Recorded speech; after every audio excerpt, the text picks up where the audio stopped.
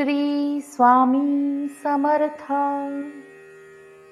श्री स्वामी चरित्र सारामृत षष्ठोध्याय. श्री गणेशाय नमः. धरोनी शिशूचा हात अक्षरे पंडित लिहवीत, तैसे स्वामी चरित्र सारामृत स्वामी समर्थ वदविती. मी केवळ मतिमंद, केवी वर्णू चरित्र अगाध, परी माझा हा छंद स्वामी समर्थ पुरविती. ज्यांच्या वरप्रसादे करून मूढा होई शास्त्रज्ञान, त्या समर्थांचे चरण वारंवार नमितसे. कृपाळू होऊन समर्था वदवावे आपुल्या चरित्रा, श्रवणे श्रोत्यांच्या चित्ता ब्रह्मानंद प्राप्त होवो. सुरत रुची घेऊनी सुमने, त्यासीस अर्पावे प्रीतीने.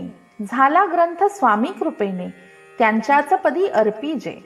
मागील अध्यायाच्या अंती चोळप्पा विनविती स्वामींप्रती, कृपा करोनी मजवरती बडोद्या प्रती चलावे. भाषण ऐसे ऐकोनी समर्थ बोलती हासोनी, मल्हार रावाची या मनी आम्हाविषयी भाव नसे. म्हणून तयाच्या नगरात आम्हा जाणे नव्हे उचित, अक्कलकोट नगरात आम्हा राहणे आवडे. ऐसे ऐकोनिया वाणी चोळप्पा खिन्न झाला मनी, त्याने सत्वर येऊनी तात्यांप्रती सांगितले. ऐसा यत्न व्यर्थ गेला तात्या मनी चिंतावला, आपण आलो ज्या कार्याला ते न जाय सिद्धीस. परी पहावा यत्न करोनी ऐसा विचार केला मनी, मग काय केले तात्यांनी अनुष्ठान आरंभिले. ऐसे नाना उपाय केले परी ते सर्व व्यर्थ गेले, कार्य सिद्धीस न गेले खिन्न झाले मुख त्यांचे. भक्ती नाही अंतरी दांभिक साधनांते करी, तयांते स्वामी नरहरी प्रसन्न कैसे होतील. तयांनी माजविली ढोंगे आणि केली नाना सोंगे, भक्ती वीण हटयोगे स्वामी कृपान होय. मग तात्यांनी काय केले, सप्ताहासी ब्राह्मण बैसविले, गुरुचरित्र आरंभिले, भावयासी स्वामी कृपा. परितयाच्या वाड्यात कधी न गेले समर्थ, तात्या झाला व्यग्रचित्त काही उपाय सुचेना. मल्हारराव नृपाने पाठविले ज्या कार्याकारणे, ते आपुल्या हातून होणे अशक्य असे वाटते. आता जाऊनी बडोद्यासी काय सांगावे राजासी, आम्ही सकळ जनांसी तोंड कैसे दाखवावे. ऐसा उपाय करोन न होती स्वामी प्रसन्न, आता एक युक्ती योजून न्यावे पळवून यतींसी. स्वामी केवळ ईश्वर मूर्ती, हे नेणे तो मंदमती, म्हणून योजिली कपटयुक्ती, परी ते सिद्धी ते न जाय. असो कोणे एके दिवशी साधोनी योग्य समयासी, मेण्यात घालोनी स्वामींसी तात्या साहेब निघाले. कडब गावचा मार्ग धरला, अर्धमार्गी मेणा आला, अंतरसाक्षी समर्थांना गोष्ट विदित जाहली. मेण्यातून उतरले मागुती अक्कलकोटी आले, ऐसे बहुत वेळा घडले हाही उपाय खुंटला. मग पुढे राजवाड्यात जाऊन या राहिले समर्थ, तेव्हा उपाय खुंटत टेकिले हात तात्यांनी. या प्रकारे यत्न केले परी तितुके व्यर्थ गेले.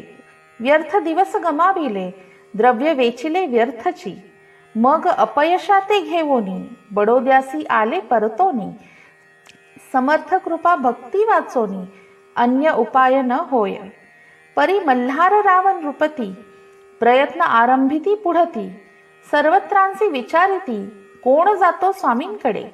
तेव्हा मराठा उमराव नृप कार्याची धरुनी हाव, आपण पुढे जाहला. स्वामी कारणे वस्त्राभूषणे धन आणि अनमोल रत्ने, देऊनी त्याजवळी नृपाने आज्ञा दिधली जावया. तो येवोनी अक्कलकोटी घेतले समर्थांची भेटी, वस्त्रे अलंकार सुवर्ण ताटी स्वामीं पुढे ठेवित. ती पाहुनी समर्थांना तेव्हा अनिवार क्रोध आला.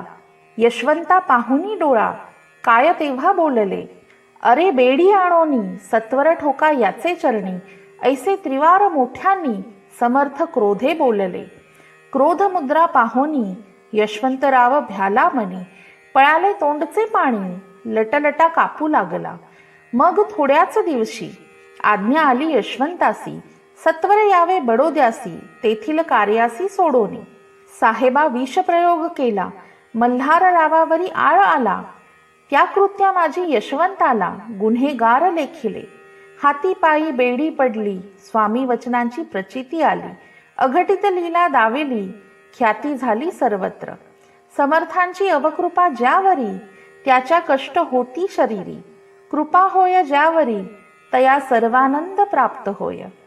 महासमर्था भक्त पालका, अनादिसिद्धा जगन्नायका. निशिदिनी शंकर सखा, विष्णूची या मनी वसे.